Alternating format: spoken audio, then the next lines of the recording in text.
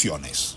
Tecnohospitalaria.com, la calidad que da la experiencia en servicio técnico de equipos médicos y estéticos.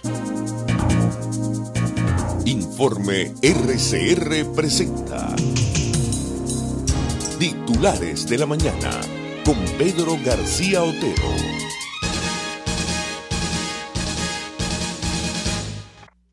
Comité de Derechos Humanos de la ONU pide a Cabo Verde suspender extradición de Alex Saab. El Comité de Derechos Humanos de la Organización de Naciones Unidas pidió que el proceso de extradición del empresario colombiano Alex Saab se suspenda mientras se pronuncia de fondo sobre el caso. En una carta de 2 páginas, dicha instancia de la ONU se pronunció por el caso de Alex Saab, señalado por las autoridades de Estados Unidos por su vinculación a la administración Maduro y que fue detenido en Cabo Verde hace un año. No se preocupen por las explosiones, es un carro que está haciendo estas cosas de la gasolina venezolana, ¿no? Iraní, perdón. Desde 2019, el Departamento de Justicia de Estados Unidos presentó una acusación indictment en su contra por supuesta operación de lavado de millones de dólares y desde 2017 investigaciones periodísticas lo asocian con millonarios contratos en Venezuela. En la comunicación se pide a Cabo Verde que suspenda la extradición del empresario barranquillero que es requerido por las autoridades estadounidenses. De conformidad con el artículo 94 del reglamento del comité, se ha pedido al de extraditar al señor Alex Naim Saab Morán a Estados Unidos, mientras su caso está siendo examinado por el comité o hasta nuevo aviso. Se ha pedido además al Estado parte que adopte todas las medidas necesarias para garantizar el acceso a atención médica adecuada, preferiblemente por médicos independientes y especializados, dice la misiva. Esto viene de una serie de tweets que publica la ONG Acceso a la Justicia. Rápidamente, Venezuela, el régimen de Nicolás Maduro, ha respaldado la decisión. La Cancillería agradeció la solicitud de Naciones Unidas para que el diplomático Saab cuente con las atenciones médicas requeridas. El Ministerio de Relaciones Exteriores de Venezuela emitió este martes un comunicado donde saluda la postura del Comité de Derechos Humanos de Naciones Unidas, quienes piden al Estado de Cabo Verde la anulación del proceso de extradición hacia Estados Unidos del diplomático Alex Saab. La Cancillería agradeció la solicitud de Naciones Unidas para que el diplomático cuente con las atenciones médicas requeridas, dice la nota de Telesur. Diplomático, hago notar que estoy leyendo Telesur, cuente con las atenciones médicas requeridas, así como de asegurar la suspensión inmediata de su extradición a Estados Unidos y las garantías a sus derechos fundamentales. Esta decisión confirma las graves violaciones a los derechos humanos cometidas en perjuicio del diplomático venezolano Alex Saab Morán, así como los riesgos de daños irreparables a su vida e integridad física, en total sintonía con el pronunciamiento del Tribunal de Justicia de la Comunidad Económica de Estados de África Occidental, CEDEAO, en el que se declara que su arresto y detención son arbitrarios y se ordena su inmediata liberación y la finalización del procedimiento de extradición en su contra, detalla el Ministerio venezolano. Y yo les decía que de esto nos enteramos los venezolanos gracias a una serie de tweets de Acceso a la Justicia y justamente les quiero leer el último de esos tweets, el último de ese hilo que se compone de 1, 2, 3, 4, 5, 6 tweets. El último tweet dice lo siguiente: es irónico que el régimen venezolano, que hasta ahora no ha atendido los informes y medidas del comité en relación con las violaciones de derechos humanos en Venezuela, pretenda que Cabo Verde reconozca la autoridad de esa instancia internacional. Es decir, nos explica Acceso a la Justicia que Venezuela le exige a Cabo Verde que cumpla con las decisiones de una instancia que el propio régimen venezolano no reconoce. 6:35 minutos, titulares de la mañana de RCR 750 AM. Continúa la tensión en Perú, donde Castillo aventaja con casi 71.000 votos ya. 71.700 a Keiko Fujimori con el 98% escrutado. Esto nos lo dice El País de España. Nos dice lo siguiente: el candidato izquierdista, que supera con el 50,2% de los votos a la líder de la derecha, se presenta como vencedor antes de que termine el conteo. Pedro Castillo, candidato de Perú Libre, se ha declarado vencedor de los comicios presidenciales peruanos antes de que finalice el conteo de los votos. Seremos un gobierno respetuoso de la democracia, de la constitución actual, y haremos un gobierno con estabilidad financiera y económica, ha dicho Castillo la noche del martes en Lima, sin duda pensando que ante un país tan dividido, avanzar en su agenda podría ser muy peligroso incluso para él. La candidata conservadora Keiko Fujimori denunció el lunes un fraude sistémico en la segunda vuelta electoral y explicó que su partido encontró una serie de irregularidades en el escrutinio sin dar detalles. Castillo aventaja a Fujimori en 71.700 votos con el 98,3% escrutados, según datos del cómputo oficial difundidos por la Oficina Nacional de Procesos Electorales. La última actualización de la OMPE da el 50,2% de los votos al profesor rural por el 49,8% de la candidata conservadora. Faltan por escrutar aparentemente los votos de los extranjeros, de los peruanos residentes en el extranjero. Y mientras esto sucede en Perú, el régimen sandinista detuvo al cuarto aspirante opositor a la presidencia de Nicaragua. La agencia EFE señala que la Policía Nacional de Nicaragua informó que detuvo la noche de este martes al precandidato opositor a la presidencia, Juan Sebastián Chamorro García, bajo la acusación de incitar a la injerencia extranjera en los asuntos internos. La cuarta detención de un aspirante de la oposición en una semana. Chamorro, sobrino político de la expresidenta nicaragüense Violeta Barrios de Chamorro, fue detenido en su residencia al sur de Managua, que también fue allanada por la Policía Nacional, confirmó a EFE el equipo de prensa del político opositor. El precandidato presidencial por la Alianza Ciudadanos por la Libertad estaba citado la mañana de este miércoles para una entrevista en el Ministerio Público en su calidad de representante de la no gubernamental Fundación Nicaragüense para el Desarrollo Económico y Social, FUNIDES, un centro de pensamiento independiente que dirigió del 2014 al 2019. De esta forma, Chamorro se convierte en el cuarto aspirante a la presidencia por la oposición, investigado y detenido en los últimos días. Por ahí salió la señorita Yuli Chung, que es, como saben ustedes, la secretaria adjunta del Departamento de Estado para el Hemisferio Occidental, y dice, la ruptura creciente de los derechos civiles y políticos y detenciones de líderes esta noche, incluyendo el arresto de J.S. Chamorro G. y muchos otros, llama a una urgente respuesta internacional. El régimen de Ortega es responsable por el bienestar de los detenidos, deberían ser liberados inmediatamente. Pero más allá de este saludo a la bandera sigue el señor Daniel Ortega consolidando su dictadura. Ayer yo ponía un tuit en el que decía que no sabía si reírme o si llorar por esta información. Después alguien me dijo, o algunas personas me dijeron que concediera un voto de confianza a la persona que le emite. Yo no voy a hacer un pronunciamiento ni en favor ni en contra, yo esperaré. De todas maneras, creo que la investigación está de más. Enrique Márquez abre procedimiento de investigación a BTV, esto lo dice Últimas Noticias, está en todos los medios. Tomo la versión de Últimas Noticias porque seguramente es la más proclive al chavismo y vamos a ver cómo la presenta. El vicepresidente del Consejo Nacional Electoral, Enrique Márquez, anunció que en su condición de presidente de COPAFI, esto significa Comité de Participación y Financiamiento Electoral del CNE, abrió un procedimiento administrativo venezolana de televisión por uso irregular de recursos públicos con fines partidistas. Tiene bastante donde investigar. Dice Márquez en su comunicado que su llamado no solo incumbe al canal del Estado y a sus directivos y presentadores, sino a todos los funcionarios públicos. A ellos exigimos el cumplimiento estricto de sus deberes en lo que respecta al uso de recursos de la nación, conscientes del daño que ya supone el favorecimiento de los partidos u organizaciones políticas por vía del abuso de funciones. Por cierto, no hace Últimas Noticias mención a una parte que es crucial del comunicado, que dice lo siguiente.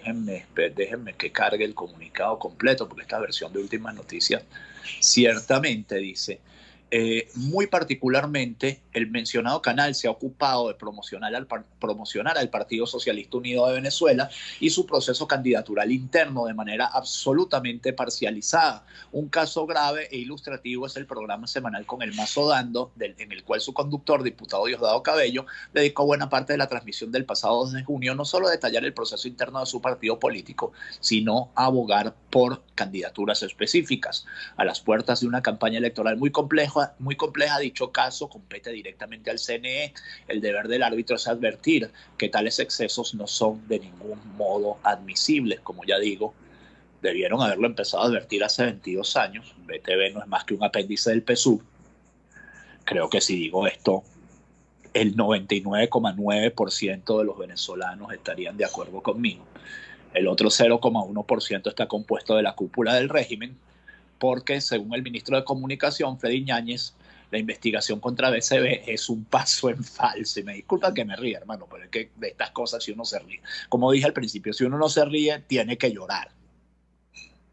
La administración Maduro rechazó la apertura de una investigación contra Venezolana de Televisión tras el anuncio de Enrique Márquez, rector del Consejo Nacional Electoral. Para el Palacio de Miraflores, la medida de Márquez son 2 pasos en falso, a la vez que informó que se pretende comprometer al poder electoral. El rector Enrique Márquez da 2 pasos en falso con estas desafortunadas declaraciones. El primero de ellos habla a título personal y pretende comprometer con su gesto mediático al Consejo Nacional Electoral, dijo en Twitter Freddy Ñáñez, ministro de Comunicación de la administración Maduro. Como vocero del Palacio de Miraflores, Ñáñez rechazó la medida tomada por Márquez y acotó que los ciudadanos esperan otras actitudes de su parte. Los venezolanos y venezolanas esperamos de su parte una actitud más seria y respetuosa de la institucionalidad, dijo el funcionario, que señala que la investigación se presenta desde la militancia opositora de Enrique Márquez. El rector olvida su investidura y le hace un flaco favor al clima de convivencia política que reina en el país, agregó Ñáñez, a pocos meses de las elecciones regionales y municipales. Bueno, por lo menos Ñáñez no se atreve a decir que es mentira, ¿no? Que BTV no está a favor del PSUV y que BTV no hace sino 24 horas de propaganda por 7 días a la semana a favor del PSUV. Por lo menos no se atreve a decir eso, ¿no? Que eso no es verdad. Exministros de Chávez piden al CNE fecha para un revocatorio a Maduro, acompañados por intelectuales y miembros de los movimientos Plataforma Ciudadana en Defensa de la Constitución y el Grupo Pensamiento Crítico hicieron entrega formal de la carta ante el ente emisor.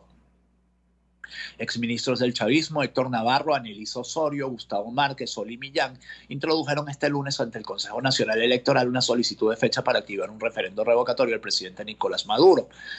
En la misiva, los exministros chavistas explican que una vez transcurrida la mitad del periodo para el cual fue elegido el funcionario, todo lo que dice el artículo 72 de la Constitución, dice, es una norma constitucional que no admite interpretaciones, ya que el periodo para el cual fue elegido estuvo determinado desde el momento en el que se produjo la elección correspondiente y cualquier modificación del mismo significaría una violación flagrante del texto constitucional. Es el caso, señores rectores, dicen los exministros chavistas.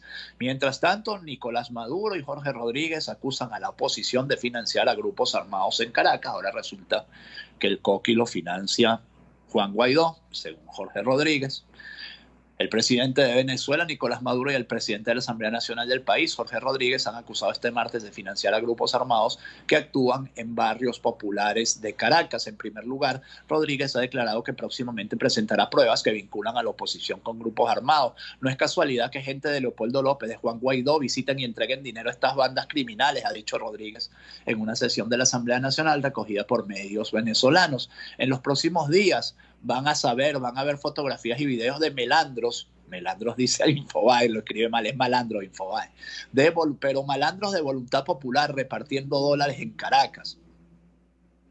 Tras estos comentarios, Maduro ha denunciado públicamente el financiamiento de organizaciones criminales por opositores. Están metiendo muchos dólares para comprar bandas criminales y generar violencia en los barrios, ha dicho, según recoge un comunicado del Ministerio de Prensa de su país. Yo no quiero decir nada, pero yo solo quiero nombrar que por lo menos 5 veces que yo recuerde, el 6CPC ha estado rodeando la Costa 905 y desde el Ministerio del Interior, que no lo dirige precisamente Juan Guaidó, han mandado a retirarse a la policía. Por supuesto, esto obedece también, y hay que decirlo todo, a un sentido de prudencia elemental de que no se pueden caer a plomo la policía y los malandros en un sector tan poblado sin que eso termine en una sangría. Pero, bueno, es sintomático también de otras cosas, ¿no? Lo cierto es que quienes crearon esos monstruitos, toda la sociedad venezolana los conoce, sabe quiénes son, sabe cuándo se decretaron las zonas de paz, sabe cuáles fueron las ideas de la zona de paz, sabe cuando Hugo Chávez los llamaba buenandros. Todas esas cosas se saben porque no hay nada oculto entre cielo y tierra. La Patilla dice que Guaidó dejó en la calle al régimen tras ser acusado de presuntos vínculos con bandas criminales. La realidad, dice Juan Guaidó, no controlan las bandas que ellos armaron. Las FARC secuestran militares activos por primera vez en la historia. Los presos controlan las cárceles. Por cierto, ¿dónde está Iván Márquez? Las palabras de Rodríguez, porque hay que ponerlo todo en contexto, fueron en respuesta al dirigente de Avanzada Progresista, Luis Augusto Romero, conocido como Pillete, porque hacía un personaje que se llamaba Pillete en una telenovela en RCTV en la década de los 90, no por otra cosa, quien denunció los reiterados enfrentamientos armados que ocurren en las barriadas caraqueñas y aseguró que ya no es un problema de delincuencia común, es un problema de seguridad del Estado, pues estas bandas controlan el territorio. Rodríguez le respondió a Romero, ¿cómo se les ocurre decir que estas bandas controlan el territorio? Eso es falso. Es verdad que les pagan, es verdad que les dan armas. ¿Y de dónde sale ese dinero? ¿De dónde salen las criptomonedas que mete Juan Guaidó por miles a Venezuela y las cambia para comprar armas? Afirmó. ¿Cómo se cambió una criptomoneda? Si alguien sabe por ahí por el chat, ustedes que saben tanto, los del chat que siempre están hablando de todo lo humano y lo divino, explíquenme cómo se cambió una criptomoneda en un barrio para financiar a una banda criminal. 6:47 minutos. Maduro considera que las denuncias de violaciones de humanos para el dirigente chavista, este tipo de denuncias de organismos nacionales e internacionales pretenden hacer ataques en contra de su gestión, en el Palacio de Miraflores. Hay quienes dicen Maduro dictador, Maduro violador de derechos humanos, Maduro es malo, Maduro es el culpable de la crisis. Hay gente que cree esos engaños, dijo Nicolás Maduro, y yo ahora les voy a nombrar 3 engaños, 3 nada más, de las últimas 24 horas, y uno se los voy a nombrar después de la pausa publicitaria. Engañitos, pues, porque no es verdad que Maduro viole los derechos humanos. Ustedes que son mal hablados. Fundaredes dice, civiles de Apure están siendo presentados en tribunales militares, pero esto no es verdad. Esto es un engaño contra Maduro.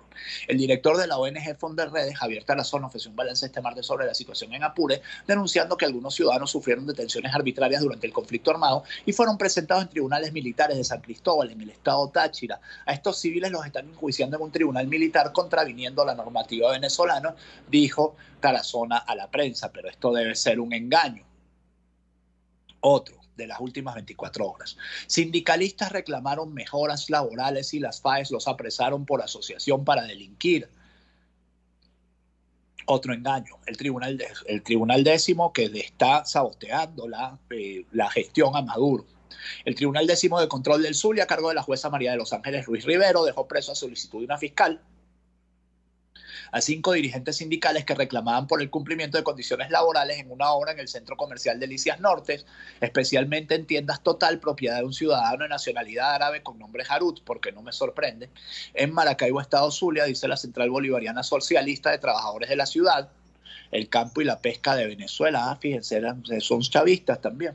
El contratista de la empresa llamó a las fuerzas de acciones especiales que se lo llevaron presos, los presentaron ante el tribunal y la fiscal los imputó por agavillamiento y asociación para delinquir. Esto es otro engaño contra el gobierno de Nicolás Maduro, que sí respeta los derechos humanos, dice Nicolás Maduro. Y el último, que es el más grave, y voy a dejar el chistecito aquí porque esto sí es realmente muy grave.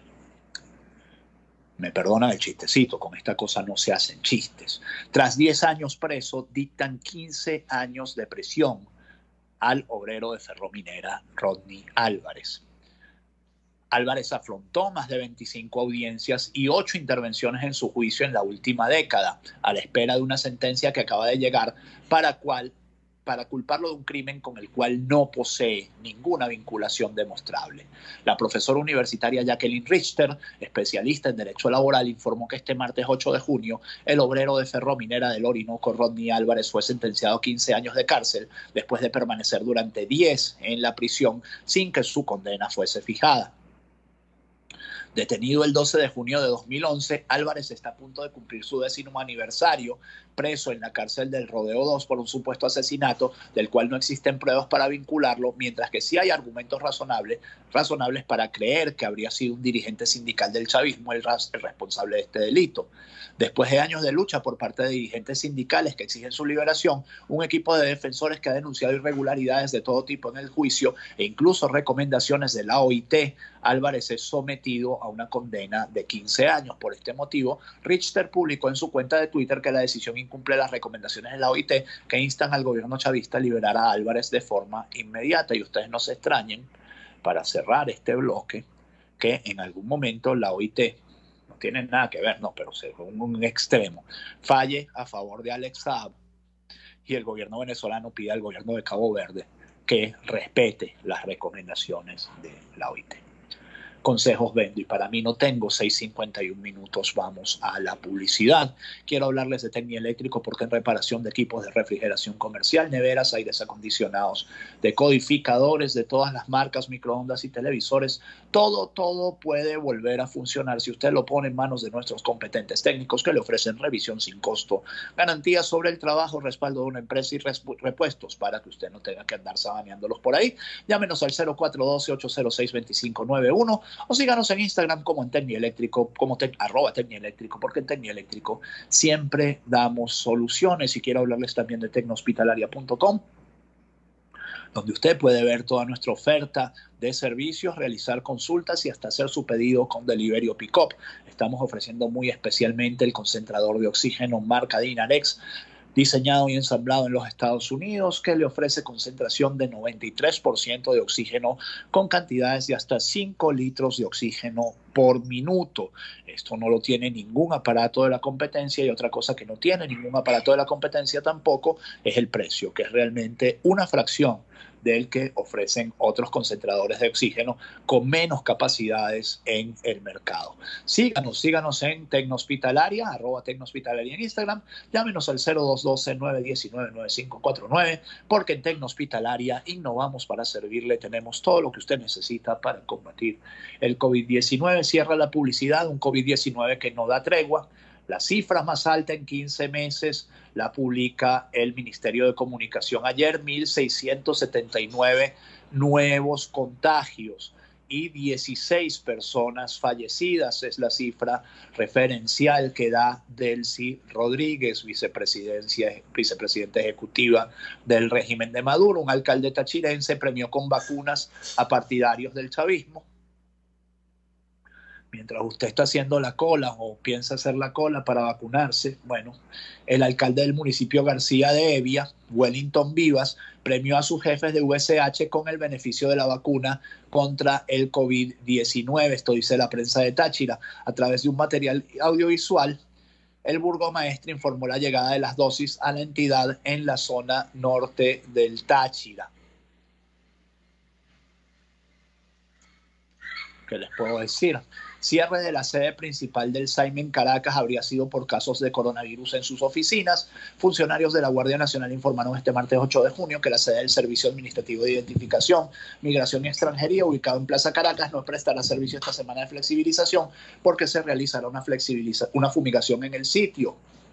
En un recorrido hecho por el equipo del Pitazo, algunos usuarios aseguraron que funcionarios militares admitieron que hay casos de COVID-19 en la sede central del SAIME y esta sería la razón del cierre en la semana flexible. Y yo les había dicho en el otro corte que yo les iba a nombrar 3 casos de engaños que le hacen a Maduro sobre el tema de la violación de derechos humanos y que le tenía un cuarto para este bloque. Bueno, aquí viene el cuarto. SNTP militar amenazó a una periodista con acusarla de trata de blancas. La reportera Génesis Carrero informaba sobre el cierre arbitrario de la oficina del SAIME en la avenida Baral de Caracas. Para amedrentarla, un oficial intentó despojar a la periodista de su teléfono y su carnet. No obstante, ciudadanos que estaban en la cola se lo impidieron. Sin embargo, el militar le tomó una fotografía a la periodista y amenazó con utilizarla para afectarla. El militar amenazó a Carrero con utilizar su foto para acusarla de coordinar una red de trata de blancas, señaló el SNTP. Por supuesto, desde aquí, solidarios con Génesis, que es una tremenda periodista, una tremenda reportera y además una gran escritora de crónica. pero así se las gasta esta gente, ¿no? Estos que, pobrecitos, viven, mañana sale Jorge Rodríguez y dice que ese militar recibe criptomonedas por parte de Voluntad Popular para dejar mal al régimen, para hacerlo parecer como un violador de derechos humanos. 3 titulares para cerrar. 656 denuncian que la minería ilegal ha destruido más de 7.000 hectáreas del Parque Nacional Canaima. Esto es el último informe de World Heritage Watch, Vigilancia del Patrimonio Mundial. Más de 7.400 hectáreas, consecuencia de la extracción de oro usando técnicas semimecanizadas y mercurio, elemento químico de alta toxicidad. El día que sepamos lo que se ha hecho en la Gran Sabana venezolana, también cuenta como violación de derechos humanos esto. Del derecho humano de los que todavía no han nacido y tienen derecho algún día a ver semejante maravilla. Solo quien no haya ido nunca a la Gran Sabana puede cometer un ecocidio como este. Quien no la haya amado profundamente, no haya vivido la maravilla que es estar en sus ríos, en sus paisajes infinitos. Solo alguien así, solo alguien sin corazón le puede hacer daño a la Gran Sabana. El drama que vivieron pasajeros de un vuelo de Conviasa antes de un aterrizaje de emergencia. Pasajeros de Conviasa vivieron momentos de angustia este martes 8 de junio antes de aterrizar de emergencia en el Aeropuerto Internacional Santiago Mariño, Estado Nueva Esparta. El avión que cubría la ruta de Maiquetía por la mar a las 9, cuando llegaba a su destino cerca de las 10:30, presentó una falla en el tren de aterrizaje. El capitán le explicó a los usuarios que deberían sobrevolar la pista para gastar combustible y evitar que se incendiara cuando tocara tierra. Hay un video en Twitter de esto. Y para cerrar, dice Últimas Noticias, detuvieron a mujer señalada de participar en el asesinato de un GNB. Recuerden ustedes que les contaba del GNB que pidió la cola y lo mataron en la autopista de Oriente antes de la salida de Paparo.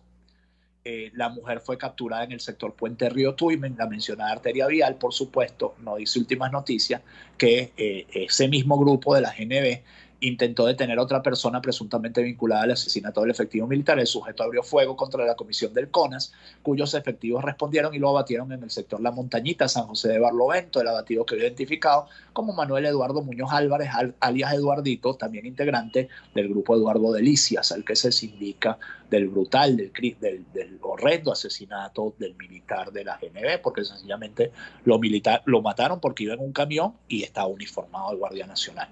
Había pedido la cola. 6:58 minutos. Que este 9 de junio sea lo que ustedes esperan de él. Si Dios quiere, nos encontramos mañana. Chao.